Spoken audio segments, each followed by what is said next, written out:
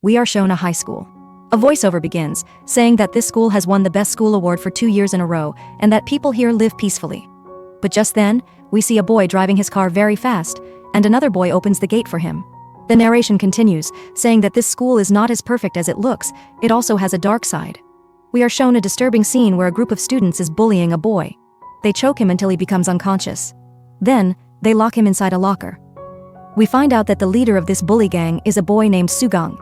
They play a cruel game with the boy, and every time he loses they slap him. Sugang enjoys all this. They lock the boy inside the recording room, beat him badly, and let the whole school hear his screams. Even the teachers know what's happening, but still no one does anything about it. In the next scene, our female lead Seaman enters. It's revealed that Seaman is a temporary teacher hired for just 3 months. There, she meets another teacher named Jae-gyung. As they talk, the school's dean arrives and makes an inappropriate comment about Seamin. Jae-gyung gets angry, and even Seamin feels humiliated, but she stays silent on purpose. Later, Seamin is sitting alone in the washroom, visibly angry. She doesn't say anything to anyone because she wants to get a permanent job. Then 2 more teachers come into the washroom. One of them says that Seamin is using the same desk as another teacher who had worked there for just a few days. Hearing this, Seamin gets scared and searches about it online. She finds out that the earlier teacher was also bullied by students and had died by suicide.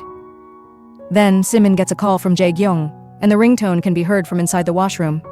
Jae-gyung realizes that Seamin is inside.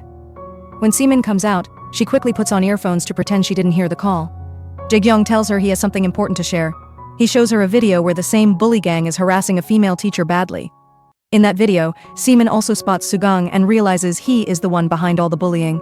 Jae-gyung explains that Sugang once beat a boy so badly that he was forced to drop out, and then Sugang joined this school. He warned Seamin if she wants a permanent job, she should close her eyes and ears and pretend nothing is happening. Seamin doesn't respond, but at home, she takes out her anger on her punching bag. It's revealed that she was once a boxer. A boy arrives, he's actually a police officer. Seamin tells him she got the job she wanted, but a lot of wrong things are happening at school and she feels helpless. We learn that Seamin's father was also a boxer who had received the Brave Citizen Award many years ago, but his life became very difficult after that. Seamin says her father stood up for the right thing and ended up in debt. Now she has to repay that debt and run his gym, which made her give up her dreams. Her friend tells her, "No matter what you say, you're just like your father, you can't tolerate injustice." Seamin's eyes fall on a mask and she gets an idea. Days pass, and Seamin's life seems normal, but one day, she sees the same bully gang again harassing a student in her class. The student's name is Jin Hyung, the same boy who was bullied earlier. The gang puts a plastic bag over his face and starts beating him again. Seamin sees that the CCTV camera is covered, clearly done on purpose. She can't hold back anymore and rushes to stop them. On her way, she meets a boy named Gwanjong, who warns her not to interfere. He tells her that Sugang's family is a powerful trustee of the school. Inside, Sugang threatens Jin Hyung, saying if he speaks up, he'll harm his grandmother. As Sugang is about to kick Jin Hyung, Seamin steps in, and both of them fall down. She pretends it was an accident. After she leaves, Sugang asks who she is. His friend says she's the new teacher, the one who replaced the teacher who committed suicide because of Sugang. Hearing this, Sugang gets furious and even starts hitting his own friends. In the next scene, we see the boy who bumped into Seamin earlier in the hallway. It's revealed that he has been secretly training in boxing from Seamin's father to take revenge on Sugang. But he doesn't know the trainer is Seamin's dad. The next day, Seamin calls Jin Hyung to her office and asks if he told the principal. Jin Hyung says everyone already knows, but no one helped. They just told him to transfer to another school because no one has the courage to fight back. Jin Hyung pleads with Seamin for help. He says, "I want to survive. I even went to the police, but my evidence wasn't strong enough. Instead, they beat me again." He asks, "Why should I leave this school? I've done nothing wrong. What happened to me was wrong. They should be punished." Meanwhile, some students are secretly recording them from outside. The scene shifts to the next day. Sugang's mother arrives at school with snacks for the teachers, celebrating the school's latest award. Back home, Seamin is frustrated again. She wants to act, but knows it'll only bring her trouble. The next day, she decides to confront Sugang. But he misbehaves with her and even tries to hit her. He tells her to get out. Seamin says nothing and walks away. Suddenly, all the teachers receive a message. Someone has filed a formal complaint with the school board, saying that a student was badly bullied, and when he asked for help, no one supported him. No one knows who filed the complaint.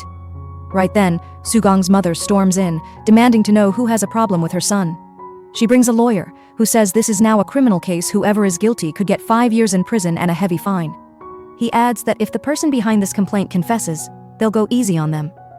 At that moment, Jae-gyung steps in and says, "There's something called justice. If the facts are clear in criminal court, then the person who filed the complaint won't be punished.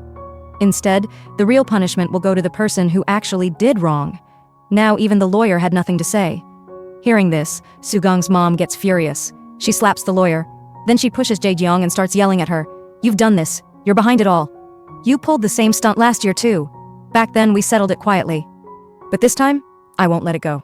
I thought you'd stay quiet after that, but you've made everything worse. Don't think you're smarter than me." When the dean tries to step in, Sugang's mom turns to him and says, "You want to be the principal, right? Then find out who filed this complaint." At that moment, Seemin suddenly comes forward. She gets down on her knees and says, "I filed the complaint. I'm sorry. Please forgive me." Sugang's mom turns her anger towards Seemin. She starts insulting her.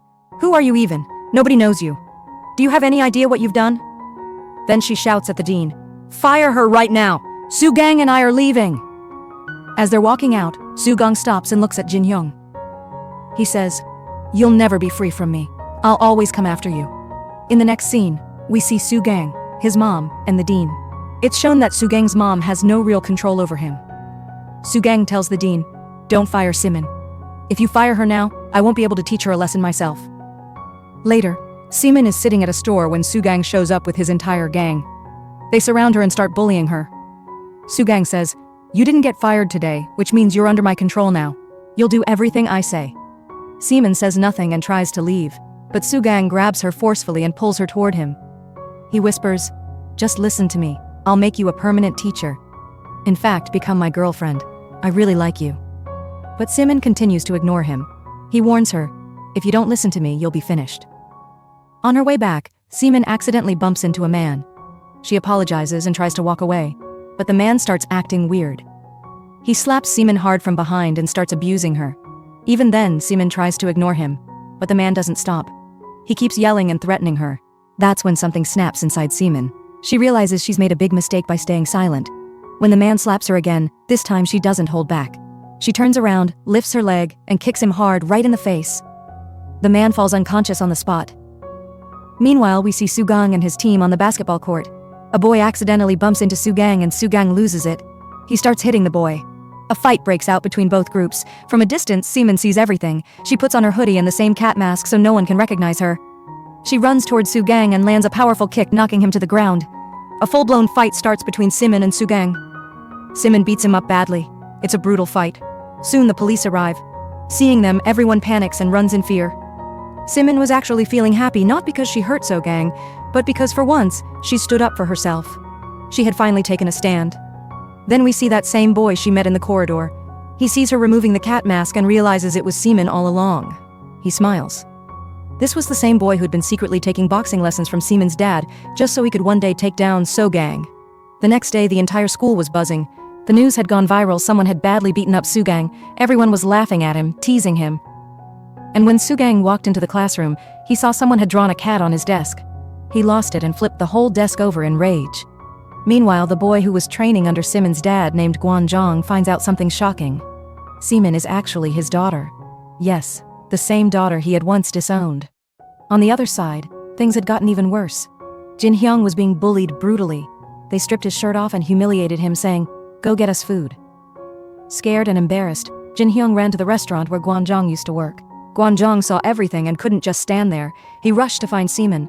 Breathing heavily, he told her everything. "Those guys are bullying Jin-hyung again, and I know the truth. You were the one in the cat mask that night. You're the one who beat up Sugang. I was the one who called the police.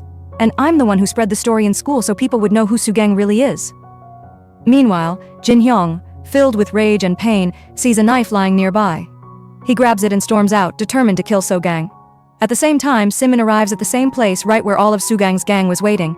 As soon as Sugang shows up, they jump on Seemin and beat her up, but Seemin fights back. This time, not with fear, but with fire. She defends herself and lands some brutal punches on Sugang. Just then, Jin-hyung arrives, knife in hand, rage in his eyes. Seemin sees him and immediately understands, if Jin-hyung stabs Sugang, his whole life will be ruined. She rushes in between and the knife meant for Sugang ends up cutting Seemin's hand. Jin-hyung breaks down, screaming in frustration. He couldn't do it. He couldn't become a killer. That's when the restaurant owner arrives and takes both of them away. In the next scene, Seemin is lying in a hospital bed. When she wakes up, she refuses to tell the police anything. She knows if the truth gets out, Jin-hyung will be in serious trouble. Elsewhere, Sugang is still confused about the identity of the cat-masked person. But soon, someone else wearing the same mask shows up. This time, it's Seeman's dad. He came to finish Sugang himself. But before he could do anything, Sugang throws him down and starts beating him badly. Just then, Seeman walks out of the hospital and sees her father lying on the ground. She immediately understands. Sugang had come for her but ended up hurting her dad instead. As she sits in the car, a flashback begins. Seeman, once a finalist in the National Boxing Championship, was playing incredibly well. But she suddenly gave up. She lost on purpose. Her father had been furious. He yelled at her, "Why did you throw the match?" It's then revealed Seeman's dad's gym was drowning in debt. They were about to lose it. The opposing team's coach had told Seeman, "Lose the match and I'll help save your dad's gym." She had no choice. She threw the final match for her father. But he never understood. In anger, he said, "You lost that match for me? From today, you're no longer my daughter. My daughter died in that ring." Back in the present, Seeman hears her dad talking. She wasn't asleep. He says, "You gave up your dreams. You did the thing I should have done and I couldn't protect you." The next day, Sugang is hunting for the masked person again. He knows the person has a cut on their hand. So they start checking everyone's hands one by one, but they don't find anyone. Meanwhile, Jae-gyung tells Seeman that she's going to become a permanent teacher soon, but Sugang's suspicion keeps growing. Then he notices something. Seeman makes a familiar boxing move, the same one that the masked person had used against him. That's it. He knows now Seeman is the cat person. He follows her into the staff room. As Seeman is on the phone, excitedly telling someone she's about to become a permanent teacher, Sugang walks in. He grabs her hand and says, "I found you. That knife wasn't meant for you. You came in between and it hit you instead. You saved Jin Hyung, so I saved you." Then he suddenly pulls out a piece of plastic and puts it over her face. "I could kill you right now," he whispers, "but that would be boring."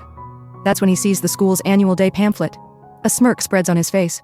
He challenges Seeman to a boxing match. "If you don't show up," he says, "I'll leak the video of Jin Hyung holding that knife and everyone will know he tried to kill me." Seeman glares at him and says, "This is just a game to you, isn't it? Let me ask you one thing, have you ever felt guilty for anything you've done?" Sugang laughs. "Do you think you and I are on the same level? You're nothing but a beggar. You were born a beggar and you'll die a beggar." Unbeknownst to them, Jin Hyung is standing outside and he hears every word. In the next scene, Seeman finds out something heartbreaking. Jin Hyung has transferred to another school. She rushes to his house, but instead meets his grandmother. She learns the truth. Jin Hyung's grandmother is a beggar, and Seeman already knew because she had helped her many times before. Jin Hyung's grandmother begs Seeman, "Please save my grandson. He risked everything for me. He gave up his future to protect me." On the other side, we see Jin Hyung standing on the edge of a rooftop, his eyes filled with pain, and it looks like he's about to jump. Seeman races to the rooftop where Jin Hyung stands on the edge, ready to give up. With tears in her eyes, she says, "I'm sorry I told you I'd help you, but I failed." Jin Hyung turns to her broken. "I asked Sugang why he was doing this to me. I thought maybe I did something wrong, but he said he's doing it for fun." That word fun cuts deeper than any knife. He starts walking away, but Seeman grabs his hand. The scene flashes back Jin Hyung's grandmother being tormented by Sugang's gang. Jin Hyung had tried to protect her, and for that, they beat him mercilessly. To save her, Jin Hyung had begged them, "Do whatever you want with me. Just leave her alone." And Sugang laughed, ordering him to eat food off the ground.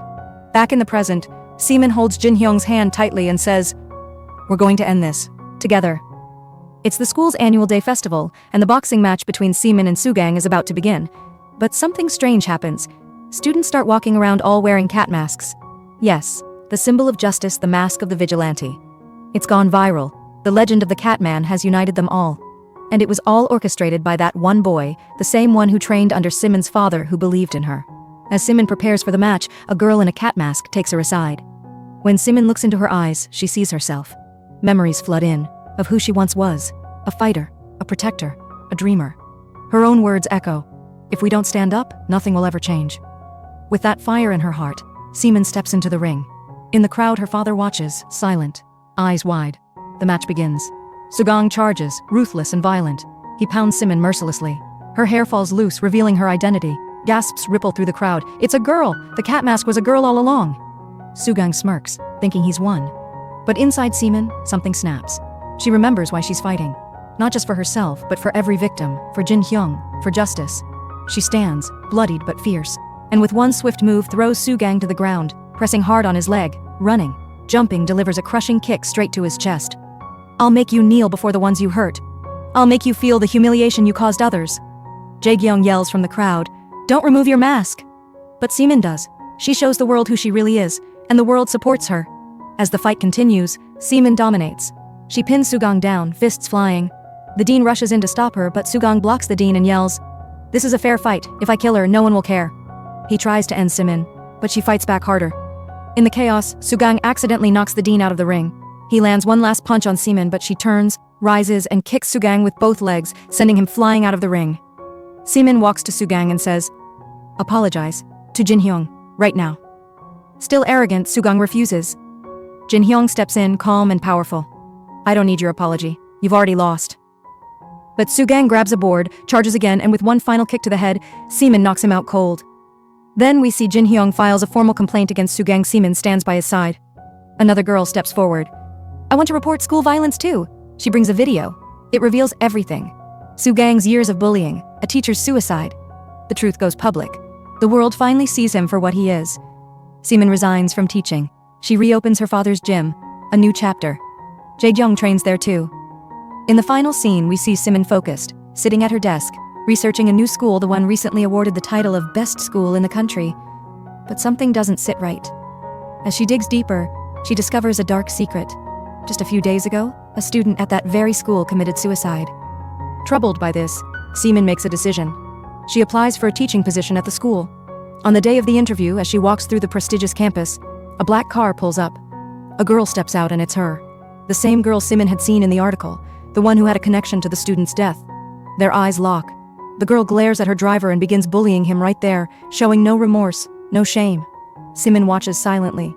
But this time, she's not just a spectator, she's come prepared. During the interview, the panel asks her why she wants to join their school. Seemin smiles and replies calmly, "I want to share all the love I have with the children here and teach them everything I carry within me." Then, as the camera pans across the room, we see the new dean, none other than Jae-kyung, the one who once supported Seemin when no one else would. And just as Seemin stands to leave, her purse slightly opens, revealing the same cat mask she once wore. That's when we understand Seemin has come with a mission. A new battle, a new bully. And this time, she's ready. And with that, the story ends. Tell us in the comments, what did you think of this story? If you enjoyed this breakdown, don't forget to like, share, and subscribe. Thank you for watching.